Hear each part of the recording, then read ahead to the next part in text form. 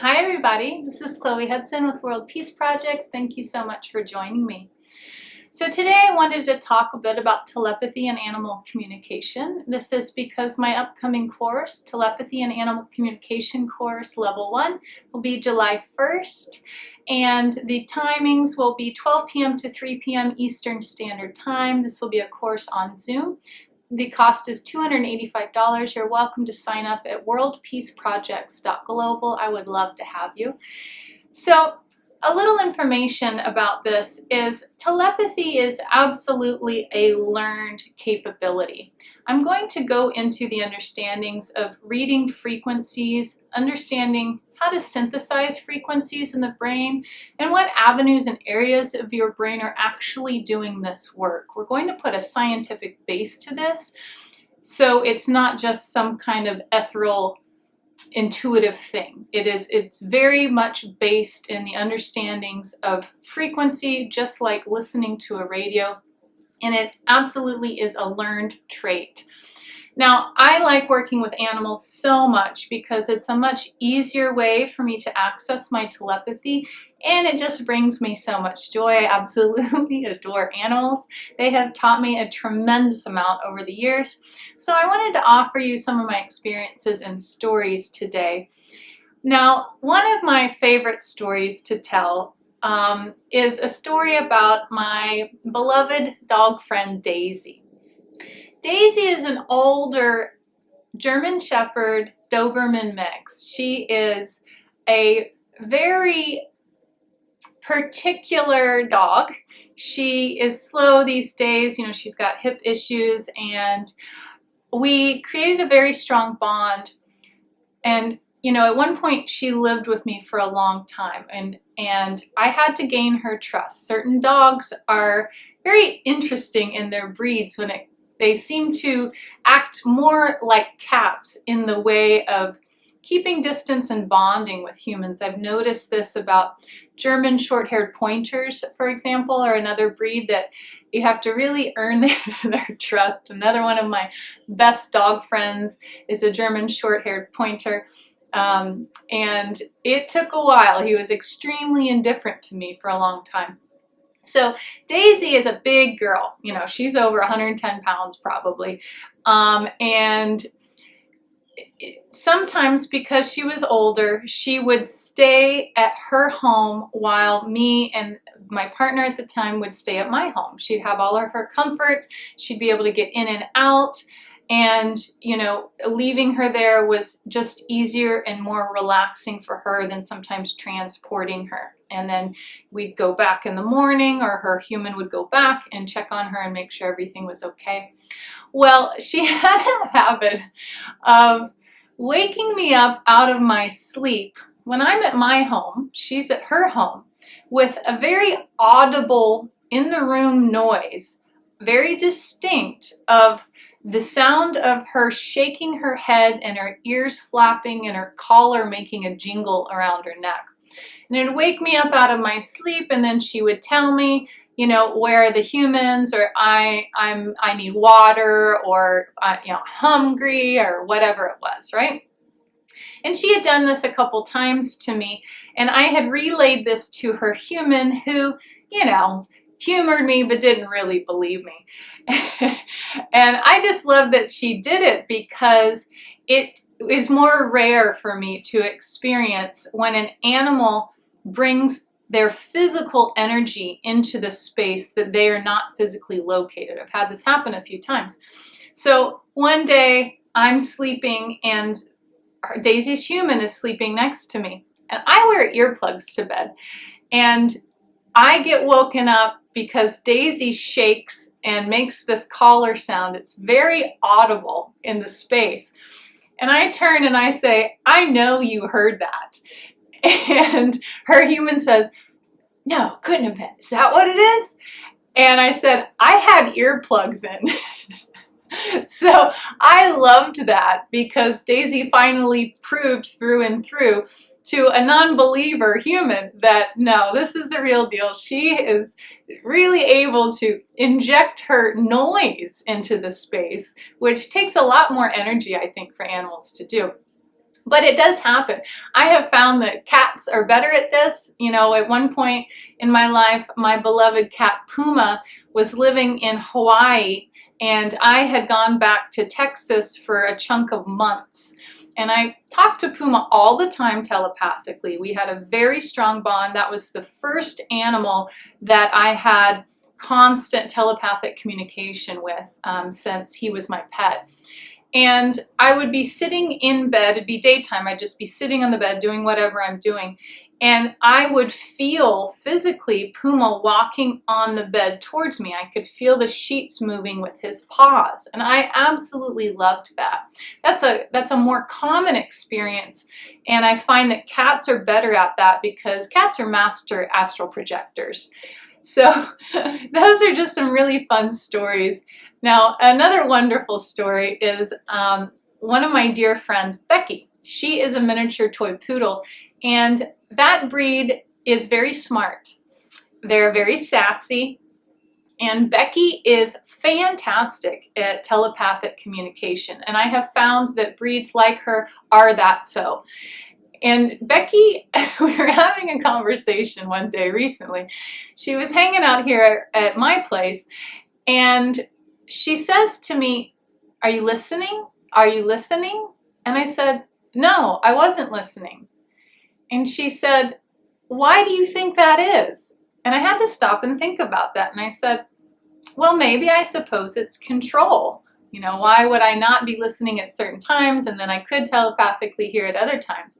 And she said, huh, you should write that down, because she knew I was doing an animal communication course.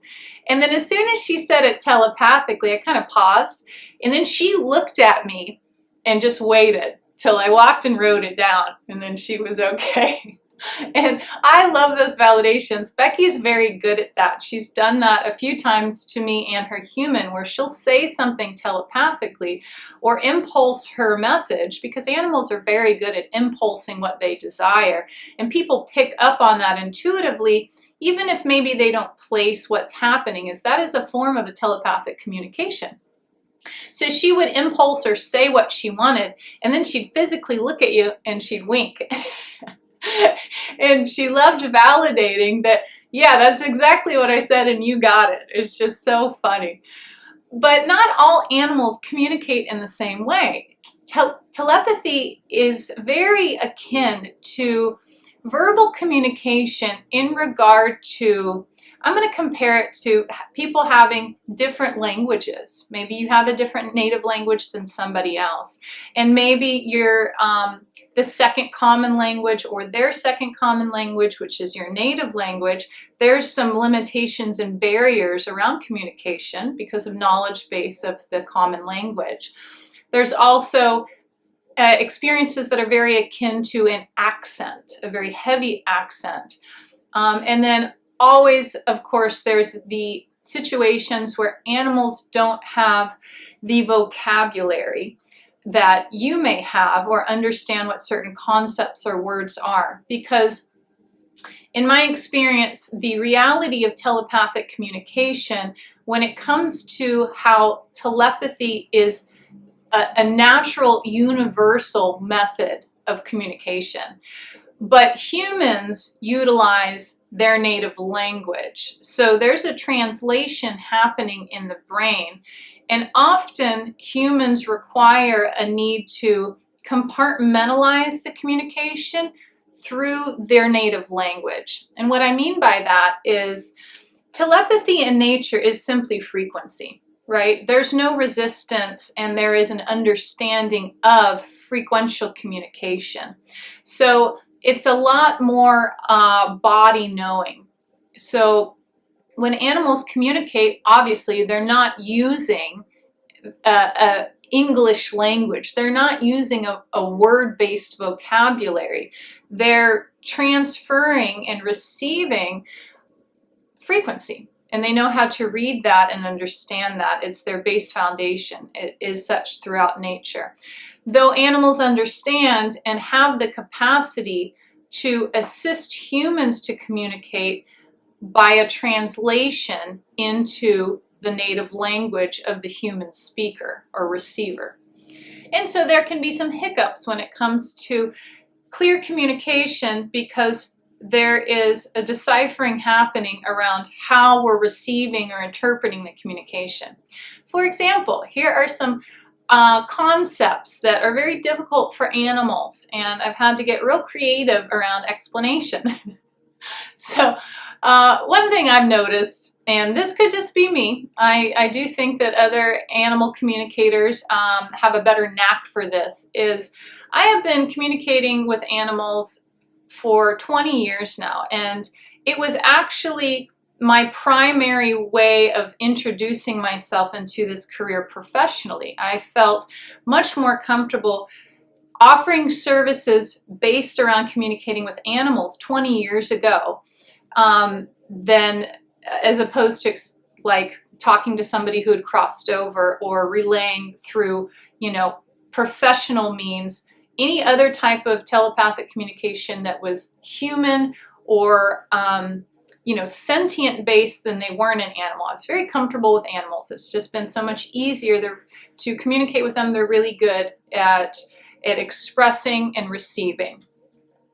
So I learned real quick that if I were to ask an animal, all animals, and this still to this day, this happens, what their name is, what name did the humans give them, or maybe what do they call themselves? Well, this concept is very much a human concept. So what I've found is that animals don't have names in nature. They simply have frequency, right? And for whatever reason, whenever I'm trying to receive an animal's name who knows their name, because they've been trained to understand that that word means them, I don't get the name. They'll give me a name, but it's never the name that their humans have given them. So I've just given up on that one. For whatever reason, there's some cross-translation there. Another big one is money. I have had to explain to so many animals the concept of money because there's often a difficulty or a struggle with animals with money as well. And that's because they don't conceptualize why maybe their human has to go away so often, right? Or why is their human so stressed out? Because hands down, a really important base understanding of animals or pets, let's say, pets almost always, unless they're very, very emotionally intelligent and tuned in at a different level, pets are always going to perceive and presume that the way you feel is because of them. They always do this, and it is a big place of trauma and pain for them because they're here to give and love and work for you and heal you, and that's their primary goal most of the time. So anytime, you know, their human is out of sorts, they take that as something that they've done wrong. They don't know how to conceptualize that a human is simply having their feelings and it may have nothing to do with them. And once that is explained to an animal, they can grasp and understand and accept that concept much more clearly. But there is a lot of trauma and pain and hardship that happens for animals that are in that assumption. And some of them are in it for years, maybe their whole life. So explaining to animals the concept of money has been a very precarious thing, you know, and I found I've had to break it down into explaining that humans have set up a construct where they do stuff to receive what we term as money, and then they can take that to get stuff that they want, and I'll explain that as such as the food you've been given, or it's the way they have access to water, or the place you live in. So that's a concept that's difficult for them, and it's important for them to understand that concept because that's often a source of a lot of their struggles and strife because they don't understand why does their human have to leave so much and for such long periods of time, or, you know, maybe why did they have to move around or whatever it is. Another concept is time. Animals, in my experience, do not have the same understandings and incremental breakdowns of time as we do. So anytime I'm having to explain to an animal, you know, their human's going on vacation, let's say, and they will be with an animal sitter for a week. So a week can mean nothing to them. Some dogs, or excuse me, some animals know it if they've been talked to a lot. For example, a lot of the animals that I'm in regular communication with, I've already taught them this understanding, so it makes more sense to them. But it's not exact. They can get, you know, general chunks of time and what that means. First, I like to explain base concept of day and night. So if I'm trying to share with an animal that their human is going to be gone for 7 days, what I'll do is literally flash to them. I'll show the imagery of day, night, 7 times, so they can get a general understanding of the length of time where they will be without that human, and that's okay. There's nothing wrong. It's allowed, right? Another really intriguing conversation I had more recently with Becky, and I haven't really thought of this much, was colors. I was trying to explain to her how beautiful the orangey color in the sunset was that we were watching. And she didn't know what that meant, what was orange. And you know, it was like trying to explain a color to a blind person. I really was at a loss for that one. But I found it really intriguing because that was new for me, and I didn't, you know, I'm sure she sees her own version in hues of orange, but that doesn't have a word for her. So how do you relay that? Things like this. Anyhow, if you're interested in understanding and hearing a lot more examples, for this course I actually went out and interviewed a tremendous amount of animals and different types of animals, so to give you guys a more holistic understanding of the different, you know, quote unquote native languages, and, you know, a variation of maybe like accents or the way in which they communicate. All animals tend to have a different form of communication, or they communicate through different zones in their body. They resonate different. For example, talking to pelicans, they're very guttural. You know, they use this area to make warbles and throat sounds. So when asking them how would they like humans to communicate with them, it was using a lot of throat noises, right? So there's a lot of examples like this. It's going to be a really fun time, and there's a ton of information. I hope that you would like to join me, especially if you've ever been intrigued in how to telepathy, how to utilize telepathy and communicate telepathically, and of course have more connections with the animals in your life. Please join us. Animal Communications and Telepathy Level 1. This will be July 1st. The time will be 12 p.m. to 3 p.m. Eastern Standard Time. This is a Zoom course, and the cost is $285. And as usual, it will be very compact with information. We're going to go through a lot of practicum, but then you're going to take home a good bit to practice with. And of course, if you have your pet with you, I invite you to allow your pet to participate, and we will have a personal communication with your pet in real time to help you and the other students understand, you know, and have more experience, one-on-one personal. And as always, if you would like to have a session where you can communicate and offer healing, or, you know, whatever it is with your animal, I always offer discounted rates for animal communications and animal healings. That's on my website. If you're interested in one-on-one sessions, coaching, courses, classes, please check out worldpeaceprojects.global. I would love to connect with you. Thank you so much for taking a second and liking this video. It helps me expand my reach on YouTube, as it does for all creators. So we really appreciate when you take that half a second and hit like for us, even just for thanks for putting out the energy to make these videos and content. I hope you're doing great, guys. Take care.